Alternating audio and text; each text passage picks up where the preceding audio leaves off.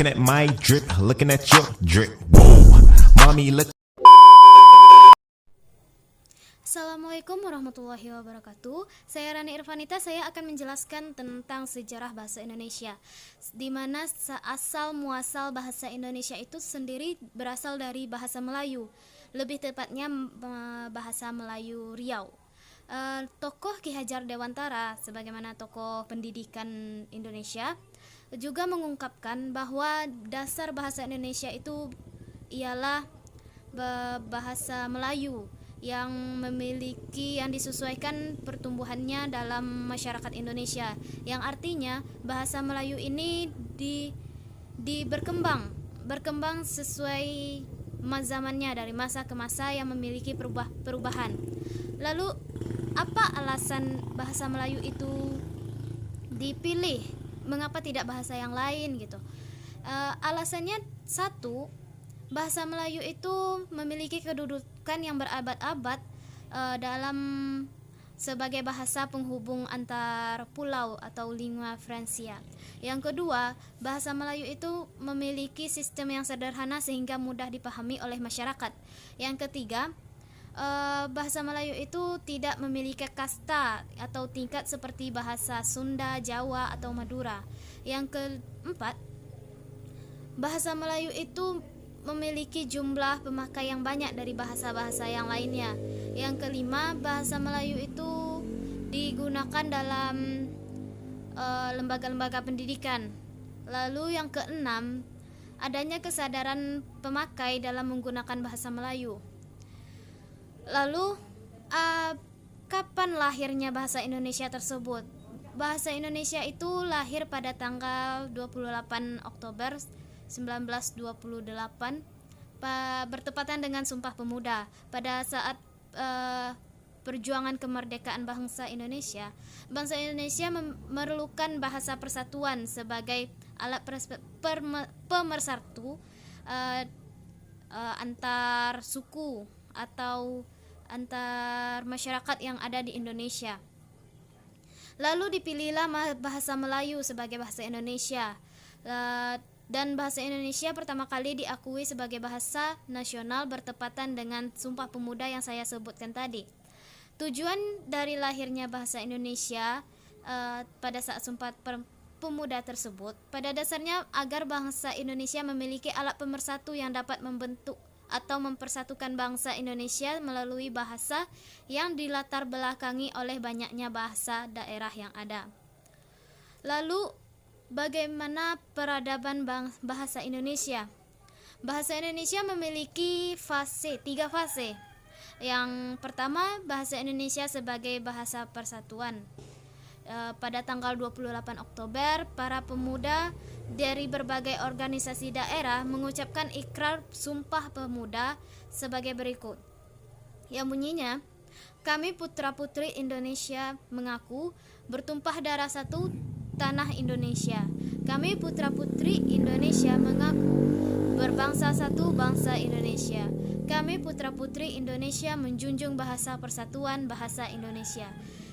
Nah, dari Sumpah Pemuda tadi dapat kita lihat pada bulir ketiga, yang artinya bahasa Indonesia mempersatukan diri berdasarkan penggunaan bahasa yang baik dan benar, yang dapat mempersatukan antara masyarakat yang berbeda suku atau berbeda bahasa. Lalu yang fase kedua, bahasa Indonesia sebagai bahasa resmi negara. Fase bahasa Indonesia sebagai bahasa resmi negara memiliki durasi terlama semenjak tanggal 8 Agustus 1945 hingga tahun 1999. Sejak pembacaan proklamasi kemerdekaan pada tanggal 17 Agustus 1945, dan sehari kemudian bahasa Indonesia ditetapkan sebagai bahasa resmi negara melalui pasal 36 Undang-Undang 1945. Yang selanjutnya, fase yang ketiga, yaitu bahasa Indonesia sebagai bahasa internasional.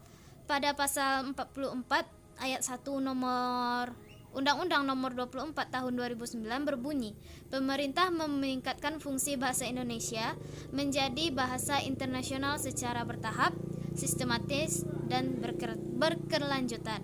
Berdasarkan pasal tersebut, Pemerintah dalam hal ini berupaya meningkatkan fungsi bahasa Indonesia menjadi bahasa internasional secara bertahap, sistematis dan berkelanjutan.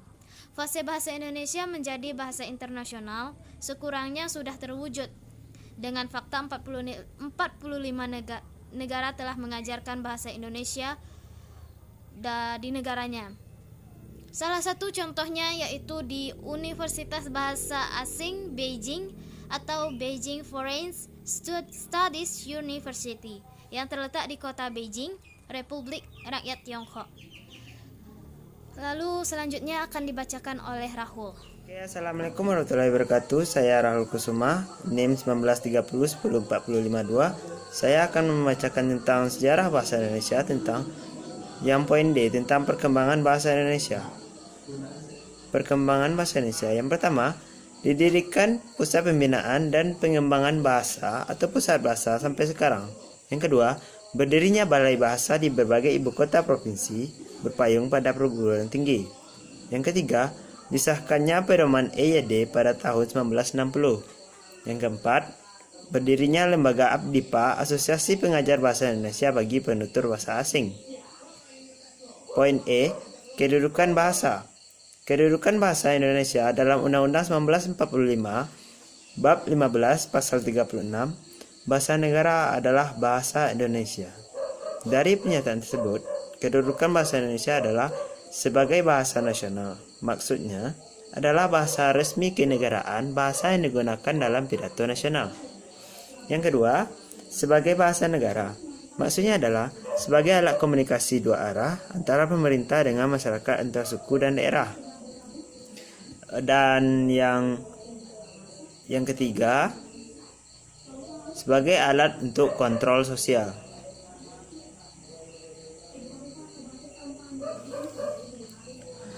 F. Peran bahasa Indonesia. Yang pertama, sebagai alat komunikasi, sebagai alat pemersatu, sebagai alat untuk mengekspresikan diri, sebagai alat integrasi dan beradaptasi sosial dalam lingkungan atau situasi tertentu.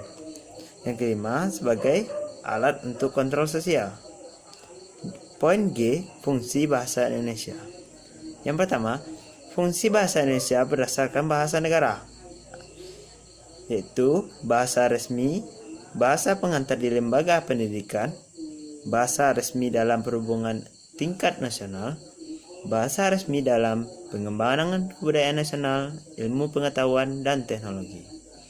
Fungsi bahasa Indonesia yang berdasarkan bahasa nasional, yaitu sebagai lambang kenegaraan nasional, lambang identitas, alat pemersatu masyarakat, alat perhubungan kebudayaan, dan alat pemersatu bangsa.